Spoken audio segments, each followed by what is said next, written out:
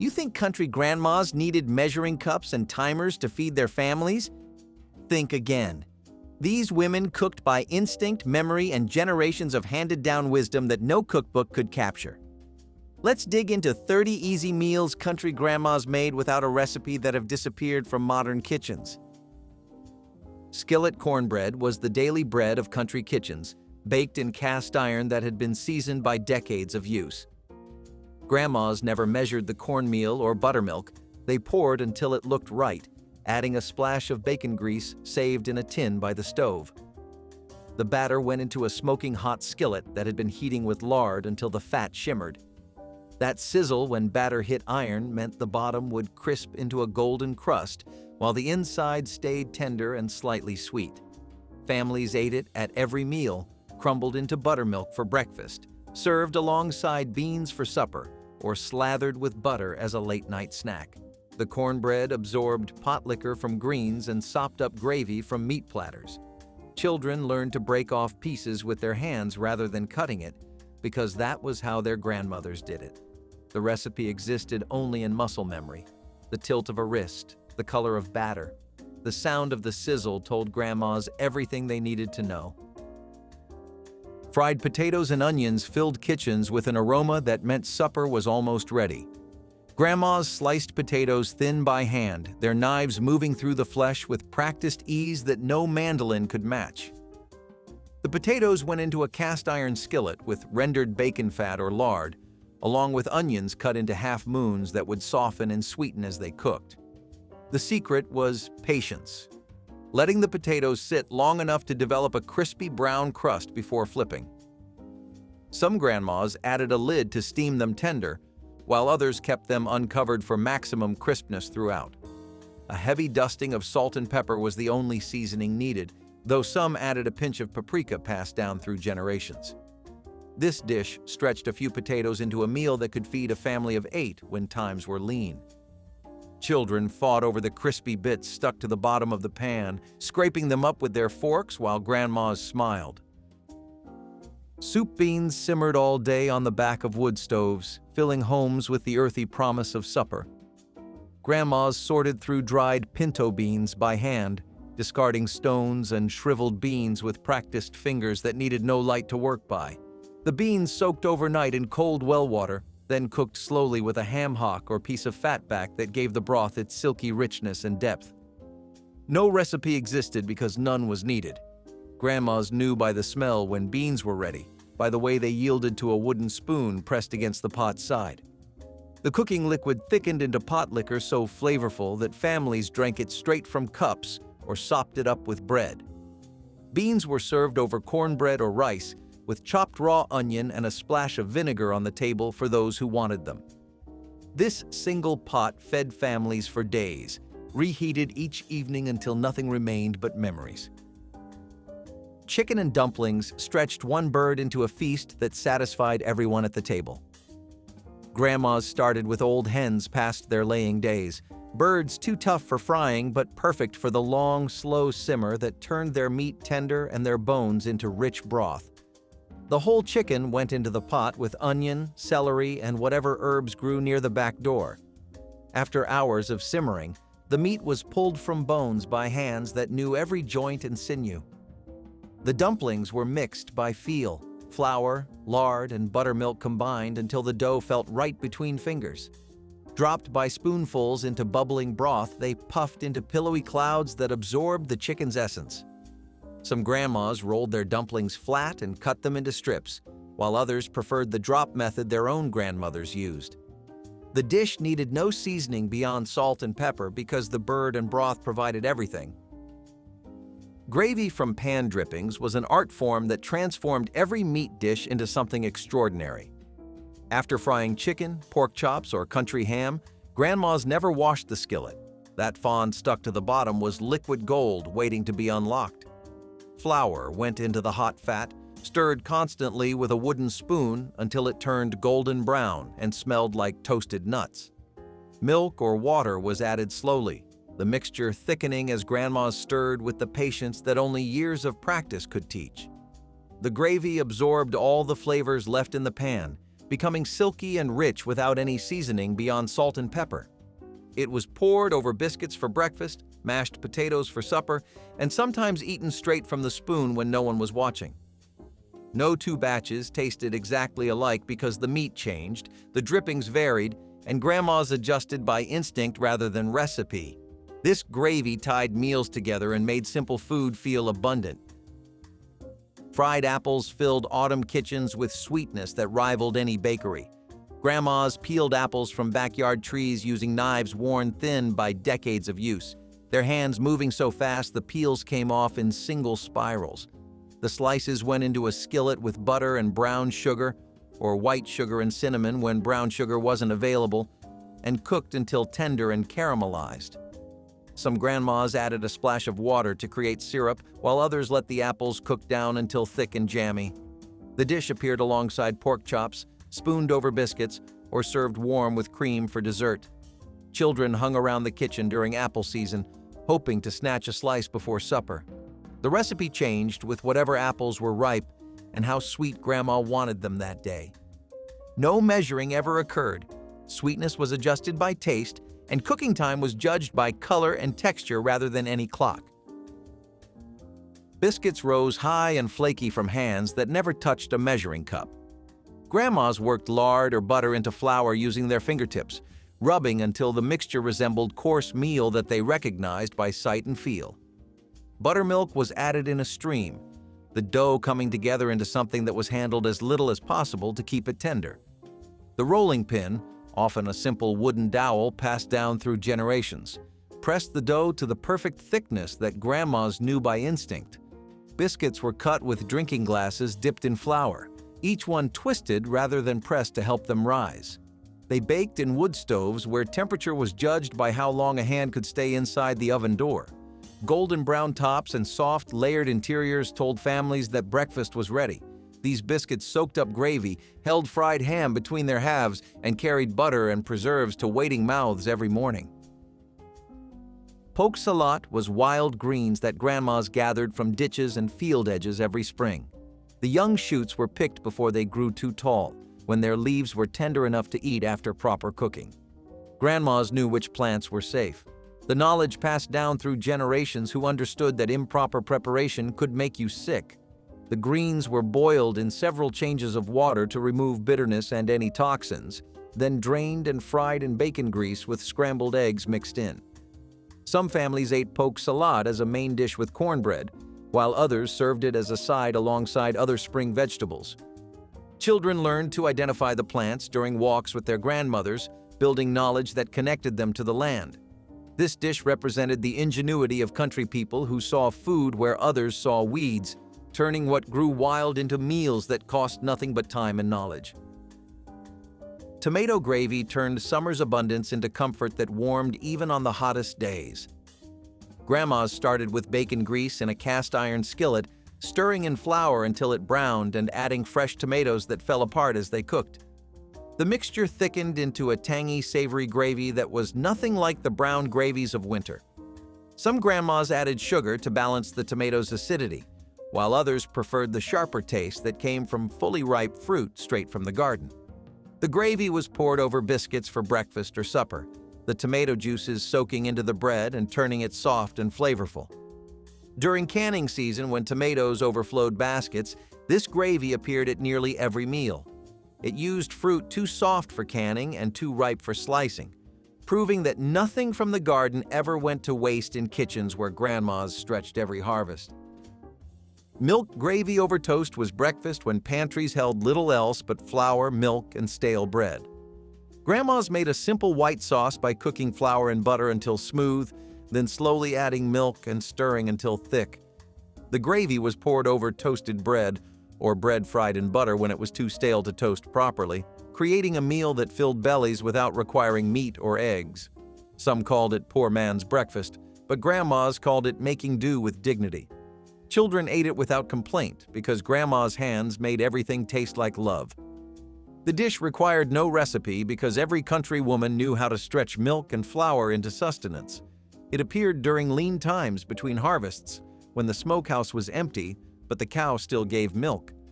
This simple combination kept families fed through hard winters and harder years, proving that survival and satisfaction could come from the humblest ingredients. Wilted lettuce salad appeared when gardens overflowed with tender greens that wouldn't keep. Grandmas picked leaf lettuce in the cool of morning, washing it in basins of well water and tearing it into pieces by hand. Hot bacon grease was poured directly over the greens, wilting them instantly while the fat coated every leaf with smoky richness. Vinegar and a pinch of sugar went into the skillet next, creating a warm dressing that was spooned over the wilted leaves. Some grandmas added sliced green onions or hard-boiled eggs to stretch the dish further. The salad was eaten immediately while still warm, before the greens turned soggy and lost their texture. This wasn't fancy restaurant food, it was country wisdom that transformed abundant lettuce into something special. Children who turned their noses up at raw salad would eat wilted lettuce gladly because the bacon made everything better. The dish appeared only during growing season, making each serving feel precious and fleeting. Fried salt pork with gravy was breakfast that fueled hard labor on farms across the country. Grandmas sliced the cured pork thin, soaking it in water or milk to draw out excess salt before frying. The slices went into a cold skillet that heated slowly, rendering fat that would be used for gravy while the meat crisped at the edges. Once the pork was brown and chewy, it was set aside while flour went into the drippings. Milk was added gradually, the gravy thickening into something creamy and rich with pork flavor. The meat was served alongside the gravy, both poured over biscuits or fried potatoes to create a meal that stuck to ribs through hours of fieldwork. Salt pork was cheaper than bacon and kept longer in smokehouses, making it the everyday meat of country families. The gravy stretched a few slices into enough food for a table full of hungry workers, proving that grandmas understood economy and flavor equally. Cornmeal mush was humble food that grandmas transformed into multiple meals through clever preparation. The mush itself was simple. Cornmeal stirred slowly into boiling water with salt until thick enough to hold a spoon upright. Eaten hot with butter and molasses, it was breakfast that warmed bellies on cold mornings. But grandmas knew the real magic came the next day, when leftover mush was sliced from the pan where it had cooled and firmed overnight. Those slices were fried in bacon grease until golden and crispy on the outside while staying creamy inside. Fried mush appeared with eggs and sausage, topped with syrup, or served alongside soup beans for supper. The dish stretched a few cents worth of cornmeal into 2 different meals, embodying the waste-nothing philosophy of country kitchens. Children loved the contrast between the crunchy exterior and soft interior, never realizing they were eating poverty food transformed by their grandmother's skill. Green beans cooked all day with salt pork until they bore no resemblance to the crisp vegetables of modern tables. Grandmas broke beans by hand into pieces, their fingers snapping through pods with practiced rhythm while they sat on porches and visited with neighbors. The beans went into pots with water and a chunk of salt pork or ham hock, then simmered for hours until they turned olive-colored and silky soft. The cooking liquid became a broth so flavorful that families spooned it into cups or soaked it up with cornbread. Some grandmas added new potatoes to the pot, letting them absorb the porky essence as they cooked. These weren't al dente vegetables. They were comfort food that melted on the tongue and satisfied in ways that quick-cooked beans never could. The long cooking extracted every bit of flavor from both the beans and the meat, creating something far greater than the simple ingredients suggested. Creamed corn was summer captured in a skillet, made from ears picked just hours before cooking. Grandmas cut kernels from cobs using sharp knives, then scraped the cobs with the blades back to extract the milky liquid that would thicken the dish naturally. The corn went into a skillet with butter, cooked slowly until the starch is released and the mixture became creamy without any flour or cream added. Salt and pepper were the only seasonings because fresh corn needed nothing else to taste like pure summer sweetness. Some grandmas added a splash of bacon grease for richness, while others kept it simple with just butter. The dish appeared at every summer supper during corn season, served alongside fried chicken, sliced tomatoes, and whatever else the garden provided. Children helped shuck corn on back porches, racing to see who could remove the silk fastest, knowing that creamed corn was their reward for the tedious work. Potato soup was supper when nothing else seemed possible, made from ingredients that every country pantry held. Grandmas peeled and cubed potatoes, cooking them in water with onions until everything was tender enough to mash with a fork against the pot's side. Milk was added to create a creamy base, along with butter and generous amounts of salt and pepper. Some grandmas left the soup chunky, while others mashed it smooth depending on family preference and how many mouths needed feeding. The soup stretched further when bread was floated on top or crumbled into the bowl, absorbing the creamy liquid and adding substance. A sprinkle of cheese or crumbled bacon transformed it from plain to special when those luxuries were available. This soup appeared on tables during hard times and easy ones alike, proving that simplicity didn't mean sacrifice. Grandmas made it without recipes because the proportions lived in their hands and memories. Fried green tomatoes rescued fruit that wouldn't ripen before frost claimed the garden. Grandmas sliced the firm green tomatoes thick, dredging them in cornmeal seasoned with salt and pepper, or sometimes in flour when cornmeal ran low. The slices went into hot bacon grease or lard, frying until the coating turned golden and crispy, while the tomato inside softened just slightly. The tartness of unripe fruit balanced against the richness of the fried coating, creating something that tasted nothing like ripe tomatoes but was equally delicious in its own way. These appeared at breakfast alongside eggs and bacon, at supper as a vegetable side, or eaten standing at the stove as a cook's reward.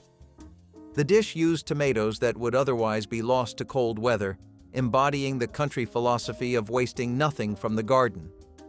Children learned to appreciate the tang that marked the end of summer and the approaching change of seasons. Squirrel stew simmered in pots when hunters brought home game from woods that bordered every farm. Grandmas cleaned and jointed the small animals with practiced hands, knowing exactly where to cut between bones that required no saw. The meat went into pots with water, onions, and root vegetables from the cellar, potatoes, carrots, turnips, whatever needed using before it sprouted or softened. The stew cooked slowly for hours until the meat fell from tiny bones and the broth thickened with vegetable starches. Some grandmas added dumplings toward the end, while others served the stew over rice or with biscuits for sopping. This wasn't novelty food. It was practical protein from animals that were abundant and free for those who could shoot straight. The flavor was mild and slightly sweet, more delicate than rabbit and closer to dark chicken meat. Children who helped their fathers hunt ate the stew with pride in their contribution to the family table. Blackberry cobbler appeared when summer turned hedgerows purple with wild fruit ready for picking. Grandmas sent children out with buckets and warnings about thorns and snakes, knowing they'd return with stained fingers and full containers.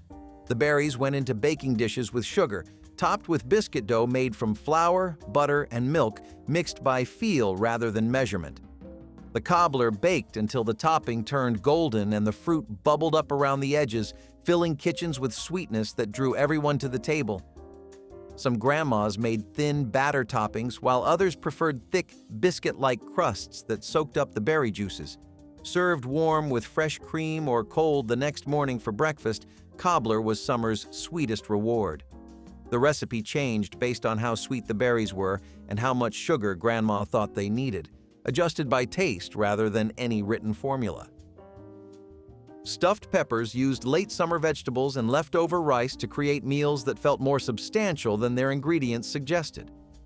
Grandmas hollowed out bell peppers from the garden, filling them with mixtures of cooked rice, ground meat when available, tomatoes, and onions.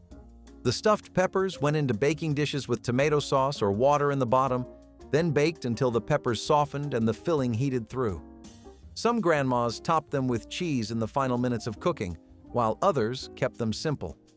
The dish stretched a small amount of meat across multiple peppers, making it economical enough for everyday suppers.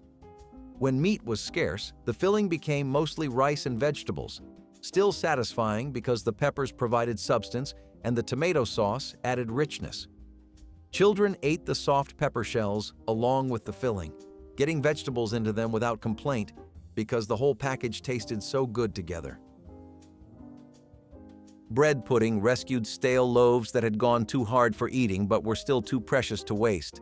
Grandmas tore the bread into chunks, soaking it in milk and beaten eggs until every piece was saturated and soft. Sugar, vanilla, and cinnamon went in next, amounts judged by taste and smell rather than any measuring spoon. Some grandmas added raisins plumped in warm water, while others folded in whatever fruit was overripe on the counter. The mixture went into buttered baking dishes and into ovens where it transformed into something custardy and rich, with a slightly crispy top that crackled under spoons. Served warm with cream or a drizzle of sauce made from butter and sugar, bread pudding turned waste into celebration. The dish appeared when bread accumulated faster than it could be eaten fresh, proving that country grandmas saw potential where others saw garbage. Children requested bread pudding without knowing they were eating rescued scraps elevated by their grandmother's skill. Rabbit stew filled pots when hutches behind the house provided meat that cost nothing but feed and care. Grandmas knew how to dress rabbits quickly, their hands separating joints and removing meat with efficiency born from necessity. The pieces went into pots with water, onions, carrots, and potatoes, whatever root vegetables the cellar held. The stew simmered slowly until the meat turned tender and the broth thickened with vegetable starches into something rich and satisfying. Some grandmas added dumplings or served the stew over biscuits, stretching the meal further across hungry family members. Rabbit meat was lean and mild, taking on the flavors of whatever it cooked with while providing protein that kept families healthy through winters when store-bought meat was beyond reach. Children who helped tend the rabbits understood the connection between caring for animals and eating well, learning young that food required work and responsibility. The stew represented self-sufficiency that country families valued above convenience. Cracklin bread was cornbread elevated by crispy pieces of rendered pork fat that added richness and flavor throughout every single bite. When grandmas rendered lard from pig fat after hog killing time, the solid pieces that remained after the liquid drained were called cracklins, crunchy, salty, and intensely porky. These golden nuggets went into cornbread batter, folded in gently just before pouring into the smoking hot skillet. The cracklins softened slightly during baking, but kept enough texture to provide surprise bursts of flavor and satisfying crunch in every slice. The bread was richer than plain cornbread, more satisfying, and didn't need butter because the pork fat provided all the richness anyone could want.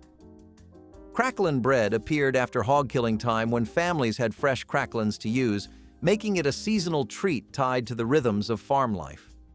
Children searched their slices for the biggest pieces of cracklin, trading bites with siblings to get more of the crunchy treasures hidden inside. Cucumber and onion salad was summer's simplest side dish, requiring nothing but garden vegetables and pantry staples. Grandmas sliced cucumbers and onions thin, layering them in bowls with vinegar, water, sugar, and salt mixed to taste rather than recipe. The vegetables sat in the brine, softening slightly and absorbing the sweet, sour liquid that made them irresistible on hot days. Some grandmas added fresh dill from the garden or a splash of cream to mellow the vinegar's bite. The salad appeared at every summer meal, served cold alongside fried chicken, fresh tomatoes, and corn on the cob. It used cucumbers faster than families could eat them fresh, preventing waste when gardens produced more than anyone could consume. The recipe varied daily based on how sweet or sour Grandma wanted the dressing and how much garden produce needed using. Children who refused plain cucumbers would eat bowls of this salad, the vinegar transforming vegetables into something they actually craved. Sawmill gravy was thick white gravy made to fuel workers through brutal days of physical labor in mills and on farms. Grandmas started with sausage drippings or bacon fat, stirring in flour until it absorbed all the grease and began to brown slightly around the edges.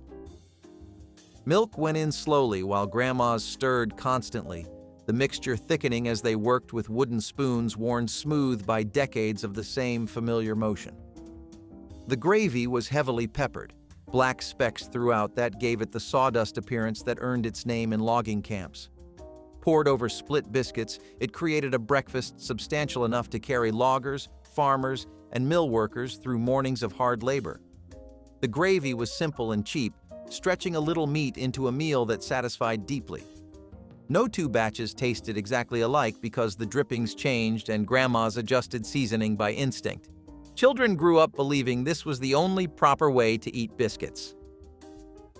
Fried pies were handheld desserts filled with dried fruit that Grandmas rehydrated and sweetened into thick, jammy fillings, perfect for tucking inside dough. Dried apples, peaches, or apricots were simmered slowly with water and sugar until soft enough to mash into paste with a fork.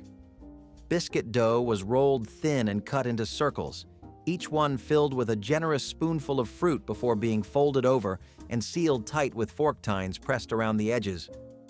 The pies went into hot lard or shortening, frying until golden brown and slightly puffed, the filling bubbling inside the crispy crust. They were eaten warm, the fruit center almost too hot to handle but too delicious to wait for. Fried pies appeared at church suppers, family reunions, and weekend breakfasts when Grandmas had time to make something special. The dried fruit kept all winter in pantries, meaning these pies could be made regardless of season.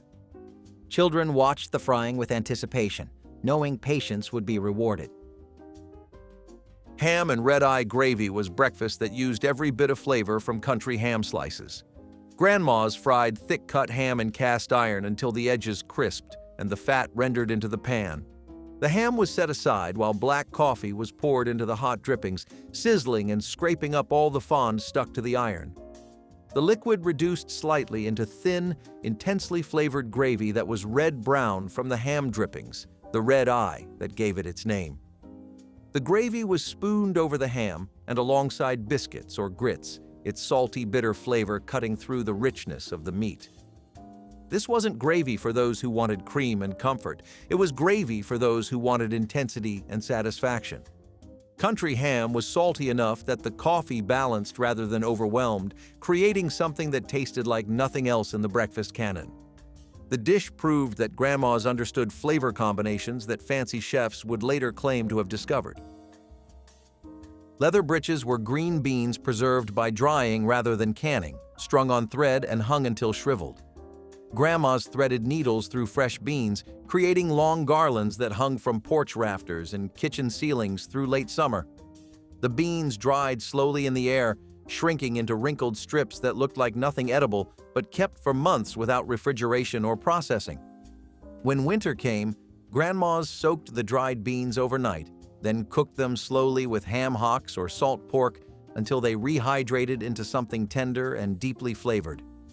The texture was different from fresh beans, denser, chewier, with a concentrated taste that only drying could achieve. Leather britches connected families to preservation methods older than canning jars, techniques passed down through generations who understood that survival meant planning ahead. Children helped string beans without knowing they were participating in traditions their great-great-grandmothers had practiced. Apple butter simmered all day in large kettles, filling autumn air with sweetness that announced the season's arrival. Grandmas cooked down apples with cider until the fruit fell apart, then continued cooking until the mixture turned dark brown and thick enough to mound on a spoon. Sugar, cinnamon, and cloves went in toward the end, amounts adjusted by taste until the butter reached the perfect balance of sweet and spiced. The cooking required constant stirring to prevent scorching, often becoming a community event where neighbors took turns at the paddle. The finished butter was jarred and stored for winter, spread on biscuits and toast throughout the cold months when fresh fruit was memory. Apple butter making was social occasion as much as preservation, with stories shared and gossip exchanged over bubbling kettles. The recipe existed only in practice, passed from mother to daughter through participation rather than written instruction. Hominy was dried corn transformed by lye water into something completely different from its original form. Grandmas soaked dried corn kernels in water mixed with wood ash lye, watching as the kernels swelled and shed their tough outer hulls over several days of careful tending. The process required precise timing and multiple rinses in fresh water to remove all the lye and any lingering bitterness, knowledge passed down through generations of country women.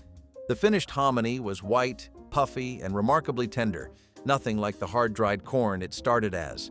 It could be eaten as a simple side dish with butter and salt, fried crisp in bacon grease for breakfast, or ground into grits for creamy morning porridge.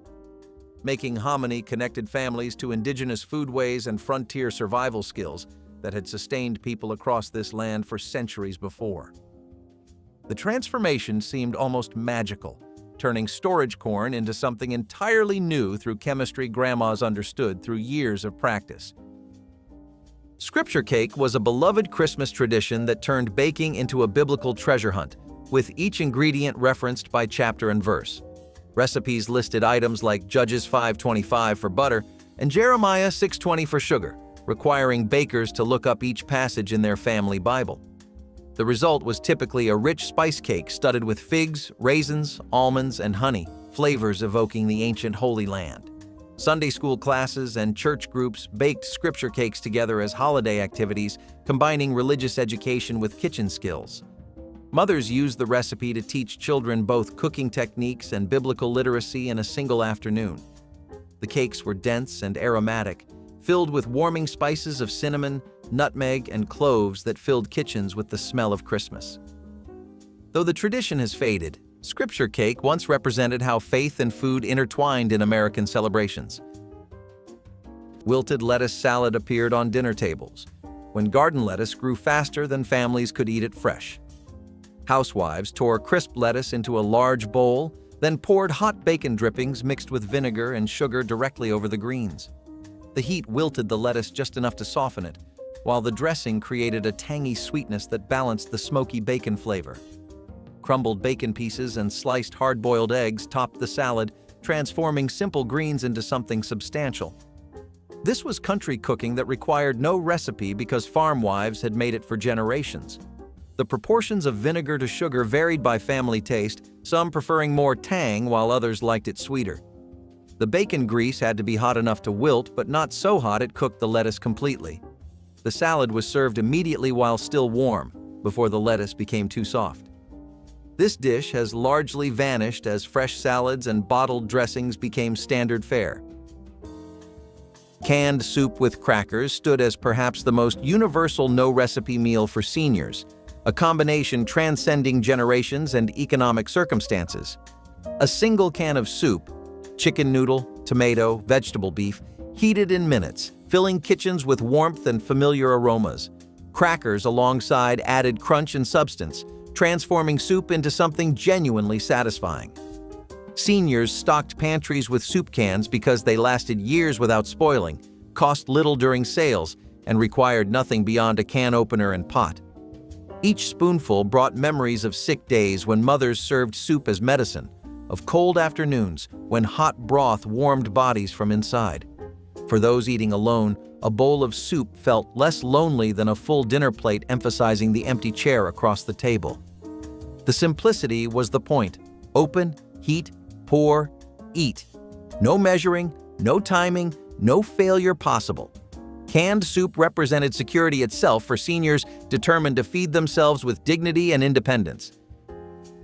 Lane cake originated in Alabama and reached peak popularity during the 1950s Christmas seasons when Southern hostesses competed to produce the most impressive version. The cake layers were simple white or yellow cake, but the filling was where ambition met tradition. Pecans, coconut, raisins, and maraschino cherries were folded into rich custard, then generously spiked with bourbon or brandy. Some recipes called for so much liquor the cake needed days to age, allowing the alcohol to mellow and permeate every layer. The frosting was fluffy, white-boiled icing providing contrast to the boozy, fruit-studded filling. Lane cake was not for children, and adults treated each slice as celebration. Baking one required confidence, as the custard could curdle if overcooked and boiled icing demanded precise timing. Those who mastered it earned reputations lasting decades, their cakes requested year after year at family gatherings. Rice pudding was a dessert housewives made by combining leftover rice with milk, sugar, and eggs, then baking until set and creamy. The dish used rice that would otherwise sit in the icebox until it spoiled, transforming it into something sweet that children begged for. Housewives added cinnamon, nutmeg, and raisins by instinct, knowing the flavor profiles their families preferred. Some made it stovetop, stirring constantly until thick, while others preferred the oven method that required less attention. The pudding could be served warm or cold, making it versatile for different occasions. Leftover rice from weeknight dinners found new purpose in this economical dessert that tasted rich despite costing almost nothing extra. The technique passed through families without recipes because proportions adjusted based on how much rice was available. Housewives judged doneness by jiggling the pan and knowing when the center was set but still creamy. Rice pudding appeared at potlucks and family dinners throughout the 50s. Tuna salad on bread emerged as one of the most practical, no-recipe meals for seniors, requiring only a can opener and fork to create something genuinely satisfying. A single can of tuna, drained and mixed with mayonnaise, became filling for sandwiches serving as lunch or dinner. Some seniors added chopped celery or pickle relish. Others kept it simple with just fish and mayonnaise. The canned tuna lasted indefinitely in pantries, costing little and providing protein doctors praised.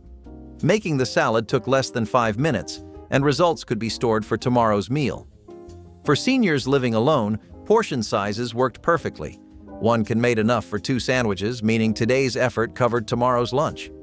The familiar flavor reminded many of school cafeterias and family picnics, carrying comfort alongside calories. Tuna required no refrigeration until opened, no special preparation, no chance of failure. Even seniors whose hands trembled could manage this simple assembly. Burnt sugar cake carried a bittersweet sophistication that set it apart from other holiday desserts on 1950s tables. The caramelized sugar syrup flavoring both cake and frosting required patience, as sugar had to be cooked until almost black before being carefully diluted with hot water. This gave the cake its distinctive amber color and deep, complex flavor-balancing sweetness with an almost smoky undertone. Home bakers prized their burnt sugar skills, knowing the difference between perfect caramel and ruin was mere seconds. The frosting was equally challenging, a cooked caramel icing beaten at exactly the right temperature for smooth consistency. Served on cut glass cake stands, burnt sugar cake announced serious baking credentials. The flavor was unlike anything, rich without being cloying, sophisticated without pretension. It represented careful, time-intensive baking that modern convenience has largely erased from kitchens. Creamed peas on toast was a weeknight staple that housewives assembled in minutes without measuring cups or recipe cards. A can of peas was drained and stirred into a simple white sauce made from butter, flour, and milk, whisked together until thick.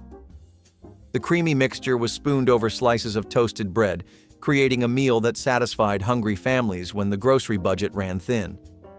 This dish appeared on tables across America during the early 50s, especially toward the end of the month when paychecks stretched tight.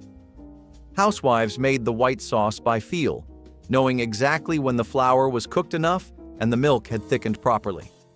The peas added color and sweetness while the toast soaked up every drop. Some mothers added diced hard-boiled eggs when extra protein was needed. The dish represented practical cooking at its finest, turning pantry basics into something that tasted far better than its humble ingredients suggested. Creamed peas on toast has quietly disappeared from family tables. Banana and peanut butter became the meal seniors reached for when energy flagged and hunger struck without warning. A ripe banana, peeled and eaten plain or sliced, paired naturally with spoonfuls of peanut butter providing protein and healthy fats. The combination required no utensils beyond a knife and no preparation beyond opening the jar. Seniors valued this because both ingredients stayed fresh on countertops without refrigeration, meaning no store trips when weather turned bad or mobility became difficult. Natural sugars in bananas provided quick energy, while peanut butter ensured fullness lasted hours. Many seniors ate this standing at the kitchen counter. Others spread peanut butter directly onto banana slices.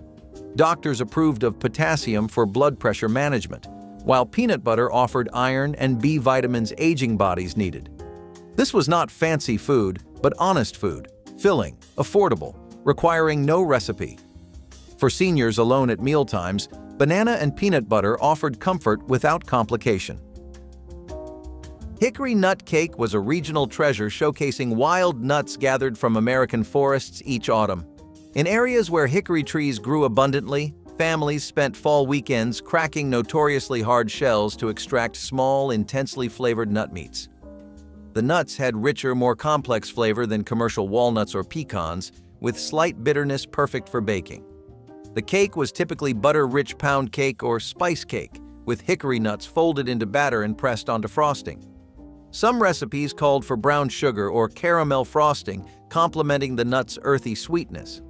Gathering and cracking hickory nuts was communal activity, with families sharing labor and bounty. The cakes carried connection to land and seasons that store-bought ingredients could never replicate. Today, hickory nuts are rarely seen in markets, making this once common Christmas cake nearly impossible to recreate. Hash from leftover roast was Monday dinner in homes across America, made by chopping Sunday's beef or pork into small pieces and frying it with diced potatoes and onions. Housewives eyeballed the proportions, using however much meat remained and enough potatoes to stretch it into a full meal. The mixture was pressed into a hot skillet with bacon drippings, then left undisturbed until the bottom formed a crispy brown crust. The flip required confidence, turning the entire mass to crisp the other side. Some housewives added a fried egg on top, the runny yolk becoming sauce for the hash beneath. Hash represented the practical wisdom of using every scrap of expensive meat rather than letting it spoil. Children grew up eating it without realizing they were eating leftovers, since the transformation was complete. This technique required no recipe because the proportions adjusted naturally to whatever remained from Sunday dinner. Hash has largely vanished from modern tables. Sardines on crackers represented affordable nutrition that seniors could pull together in moments without any cooking whatsoever. A tin of sardines, costing mere cents, provided omega-3 fatty acids, calcium from soft edible bones, and protein doctors praised for heart health. Paired with saltines or whole wheat crisps, this became lunch or dinner for countless elderly folks living independently.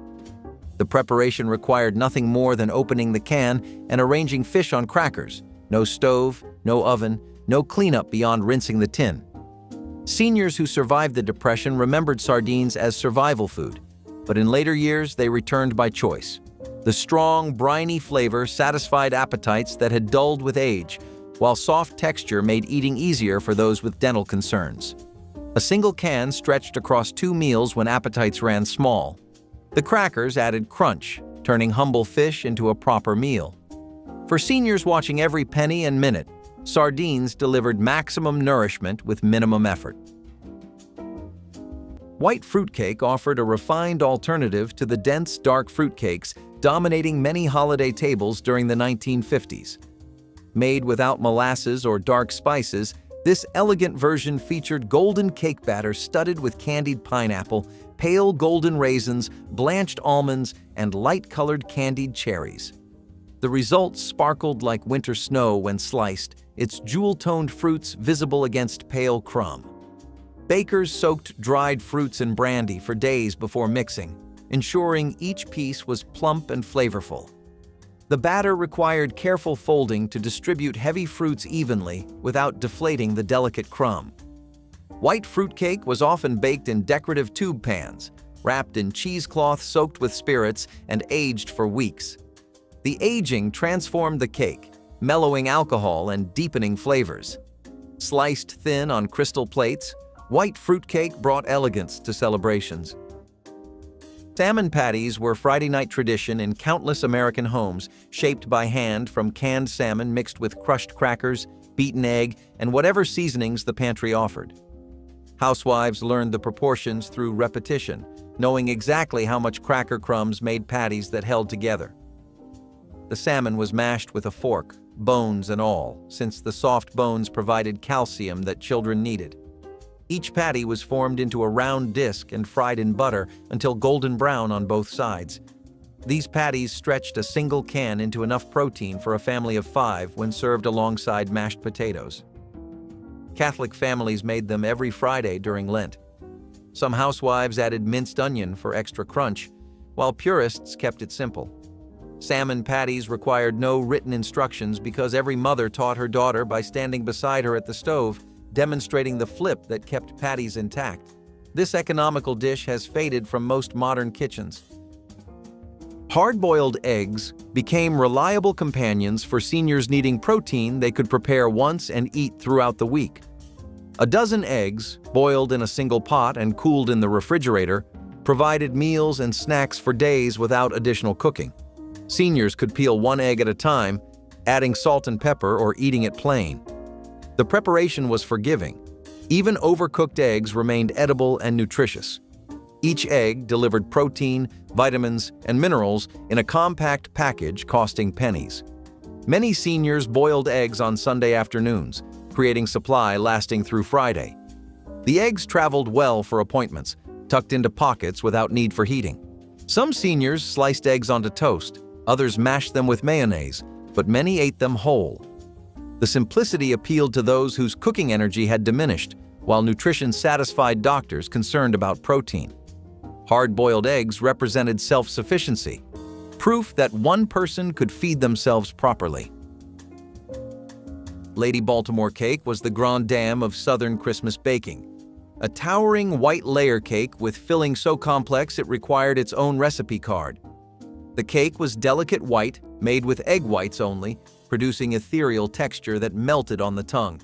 The filling was the star, a boiled frosting mixed with chopped figs, raisins, pecans, and candied cherries, creating sweet and chewy contrast to the tender crumb. The entire cake was enrobed in more fluffy white frosting, creating pristine appearance belying the richness within. Named for the novel by Owen Wister, Lady Baltimore cake became synonymous with gracious Southern entertaining and elegant holiday gatherings.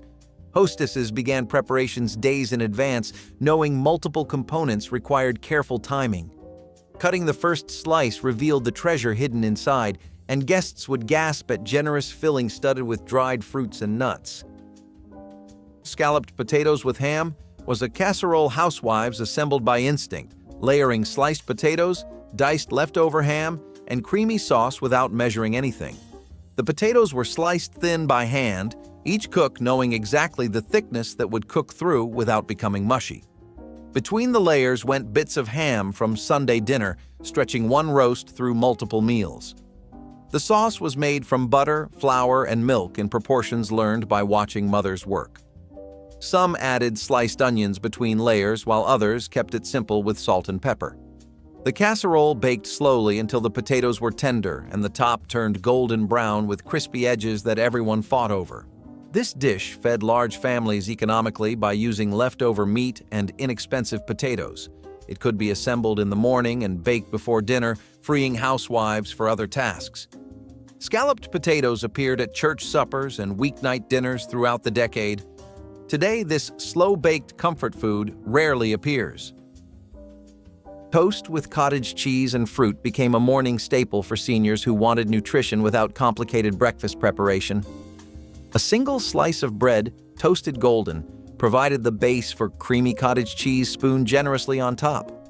Fresh or canned fruit, peaches, pears, or berries added natural sweetness that made the simple plate feel complete. The combination delivered protein, calcium, and vitamins that doctors recommended for aging bodies. Seniors appreciated that everything assembled in under 3 minutes with ingredients lasting days in the refrigerator. The cottage cheese stayed fresh longer than milk, and canned fruit sat in pantries for months. There was no measuring, no mixing, no timing to worry about. Just toast, spread, top, and eat. For those living alone, this eliminated the loneliness of cooking elaborate breakfasts no one else would share. It was practical and satisfying, proof that eating well alone did not require culinary expertise or hours in the kitchen.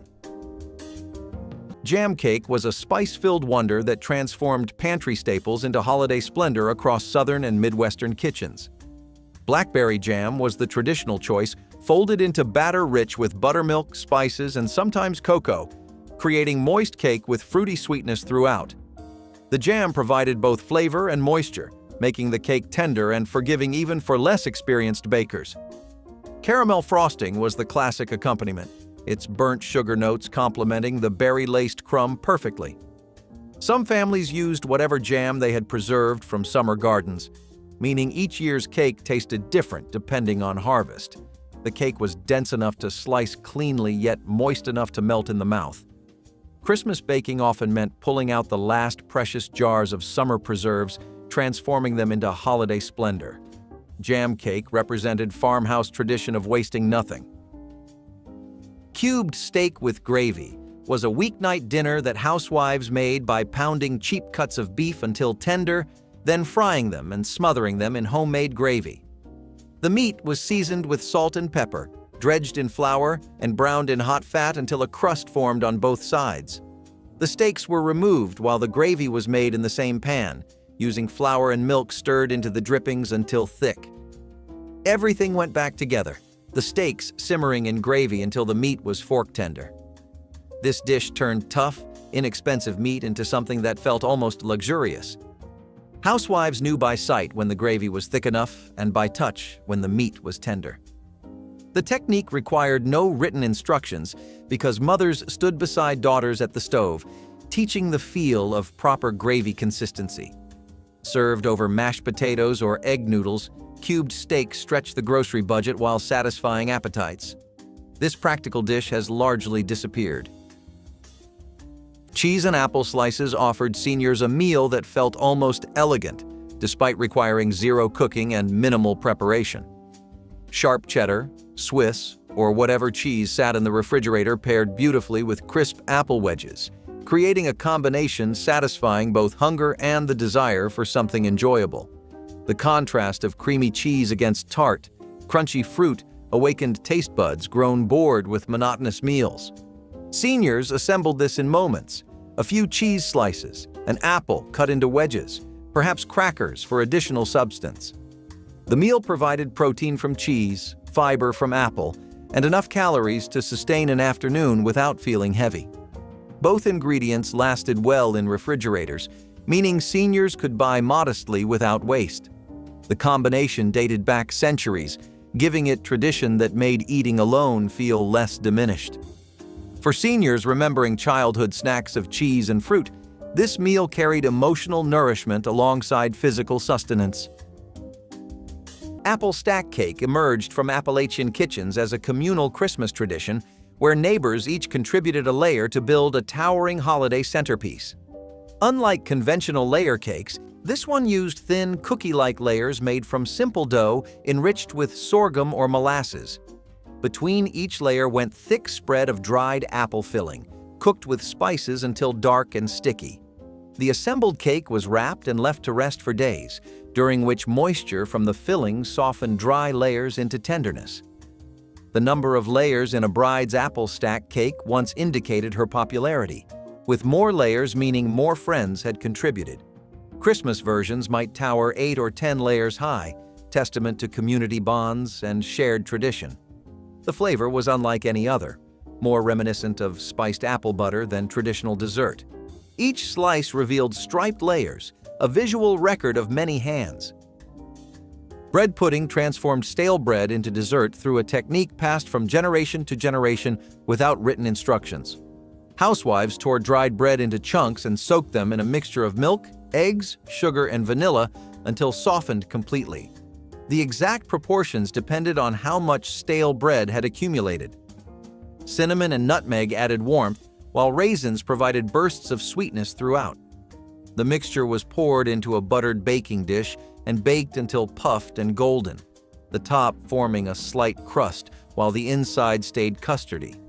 Some families served it warm with cream poured over, others preferred it cold the next morning for breakfast. The dish represented the waste-nothing philosophy that defined post-war kitchens. Every scrap of bread found purpose in this humble dessert that tasted far more elegant than its origin suggested. Bread pudding required no recipe because every housewife knew by touch when the bread was properly soaked and by sight when the pudding was done. Cold cereal with milk remained perhaps the simplest meal seniors could assemble, requiring no cooking, no preparation, and no cleanup beyond rinsing a single bowl.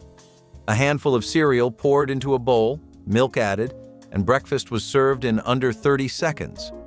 Seniors chose from countless varieties: bran flakes for fiber, corn flakes for familiarity, or sweeter options when indulgence felt necessary. Cereal boxes lasted weeks if stored properly, and milk could be purchased in smaller containers for those living alone. Many seniors ate cereal not just for breakfast but dinner as well, recognizing nutrition mattered more than convention. The meal provided calcium from milk, fortified vitamins from cereal, and carbohydrates offering quick energy. Eating cereal felt neither lonely nor sad. It was simply practical for one person managing their household. The familiar crunch, cold milk, simple sweetness, all delivered something beyond mere calories. Cold cereal represented the admission that sometimes the simplest solution was best. Black walnut cake showcased one of America's most distinctive native nuts, with a flavor so intense it divided families into passionate admirers and determined avoiders. Black walnuts grew wild across the eastern United States, and gathering them each fall was a messy, labor-intensive process that stained hands for weeks. The nuts had a bold, almost wine-like flavor with hints of smoke and earth that English walnuts could never match. Bakers folded them generously into butter cake batter and pressed them into caramel or cream cheese frosting.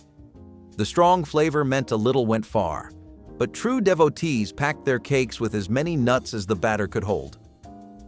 Rural families who gathered their own black walnuts considered them precious, using them only for special occasions like Christmas. The cakes were dense and richly flavored, perfect for slicing thin and savoring slowly.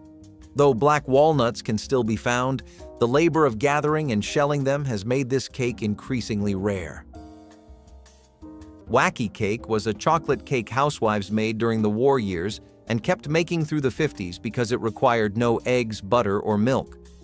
The recipe was mixed directly in the baking pan, creating 3 wells in the dry ingredients where vinegar, vanilla, and oil were poured before water was added. The chemical reaction between vinegar and baking soda made the cake rise without eggs, producing a tender crumb. Housewives memorized the proportions because the recipe was so simple and the results so reliable. The cake was moist and chocolatey, perfect for school lunches or weeknight desserts when fancier cakes seemed like too much work.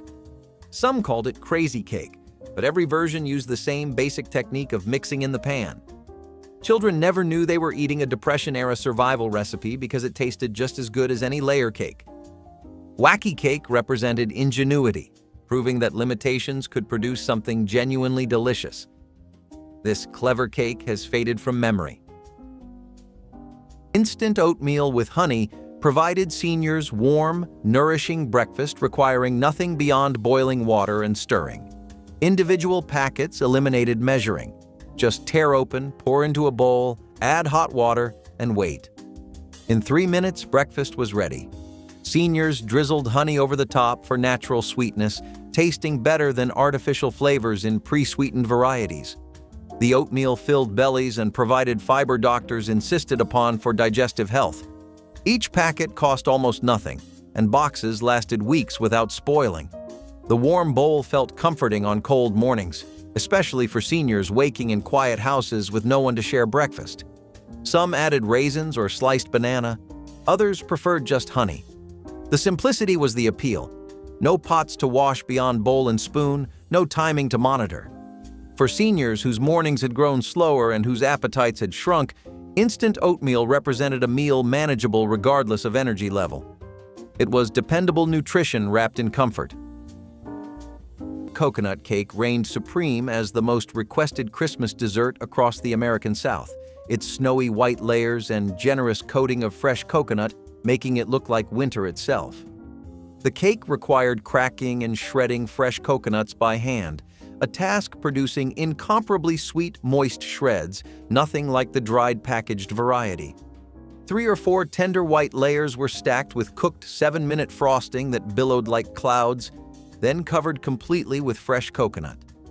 The coconut had to be applied while frosting was still tacky, pressed gently into every surface until the cake resembled a snowball.